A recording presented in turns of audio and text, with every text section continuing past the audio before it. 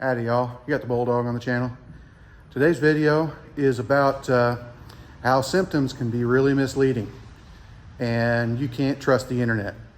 Just flat, if you don't know already going in how to work on stuff, you cannot learn from the internet.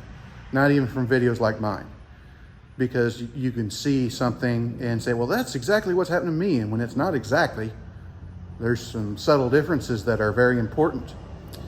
What we've got here is an 07 Chevy Equinox. A customer come in, his complaint is when it warms up, it has low power. And you have to sit there and wait for it to cool off and then it'll go again. Now, it had check engine light flashing, it had traction control lights on, all kinds of different stuff. I put the computer on it. I don't find really too much in the ABS traction control system, but I do find a code that's torque applied. It's a transmission code. What it is referring to is the EGR valve. If the EGR valve's stuck open, you're stepping on it and it doesn't want to go anywhere. But that's the route that we were going to take.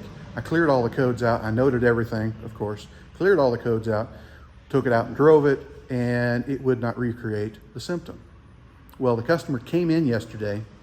This has only been here a couple days, and he wanted to talk to us, which is a very good thing because we were headed down a completely different path.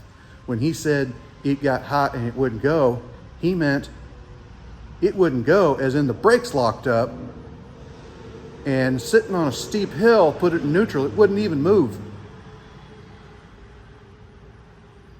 So now we are completely turning around and we're checking the hydraulic brake system to see if it just has a bad brake hose, a bad caliper, something along those lines, and outside possibility that it might have a problem with the ABS, with a valve that sticks shut and it holds the brakes on.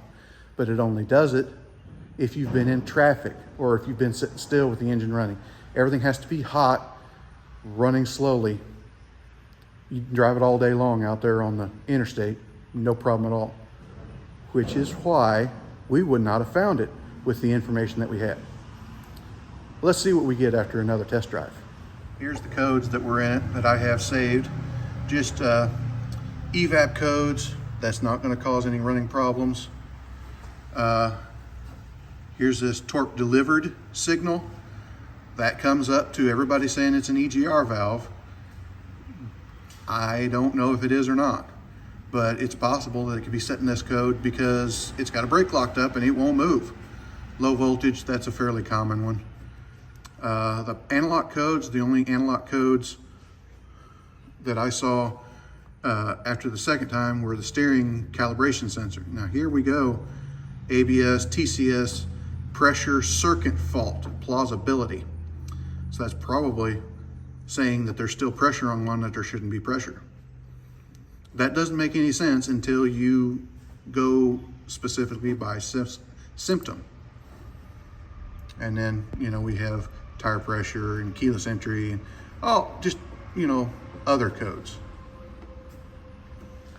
Okay, we got this one figured out now. Not as oddball as you might think, but bad enough. Now, the customer had talked about when it did it to them, they're usually in town, in traffic, stop and go. Trying to think if it's, like a wheel, a brake hose or a caliper locking up, that shouldn't make any difference.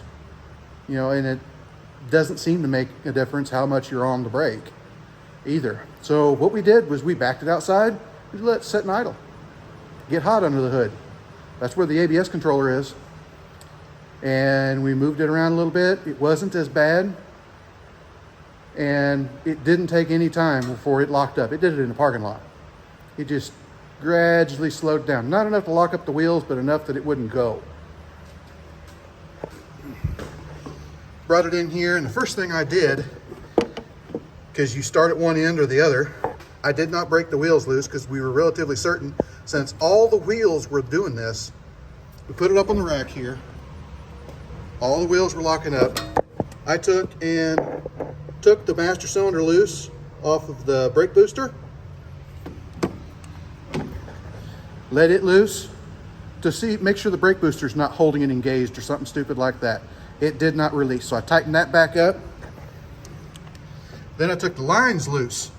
I took the front line loose, and it got marginally better on the right front and left rear. Then I took the back line loose, and the left front and right rear got better. This would be the first GM I've seen crisscross like that, but Fords and Chryslers do it all the time. So maybe they did it on this with the 4-channel ABS. I don't know, but what I did, they came loose, but it had been 20 minutes because they said they let it set for 20 minutes and it comes loose. Well, it had been 20 minutes. Of course, we left it running in here. So we tightened it back up, pumped the brakes up, and it never did lock up again, but it did pump the brakes up. Went down there and got a drink, came back, and the wheels were locked up again. So you have to pump it up and then let it set and let the heat expand in the brake lines and everything, because right there's the exhaust manifold, right there's the master cylinder, down underneath there is the ABS controller. And with all that heat, there's something wrong inside that master cylinder that won't let the fluid back up in it. And that's what locks the brakes on. So it's just something as simple as a master cylinder will take care of this issue. We'll get that next week because it is after 5 on a Friday night. We're not getting it today. But at least we have an answer for the customer. It has other problems in it, and that's most likely what is causing the plausibility error in the computer. It is saying that there is still pressure in one spot when there shouldn't be, or there's, you know, your foot's not on the pedal, but there's pressure in the brake system, that kind of thing. I will research it a little bit, but I think that's what's going on here. It has, like I say, other problems. It has traction control light and stuff. This might take care of it, but we'll see what the customer wants to do. He was worried about this being a big ordeal, hundreds of dollars. Doesn't look like that's going to be. So we might get other repairs to do while we do this, or he might just want to fix this and drive it for a little while and see how the vehicle does. He was talking about, well, if it's going to be too much, we'll just junk it like he did the last one. Of course, the last one had a blown motor. This one's a nice vehicle. We better fix this. You're not going to get better in this economy. So we'll see what we do. Like, comment, subscribe, hit your little bell notification, share it all around. We'll talk to you later.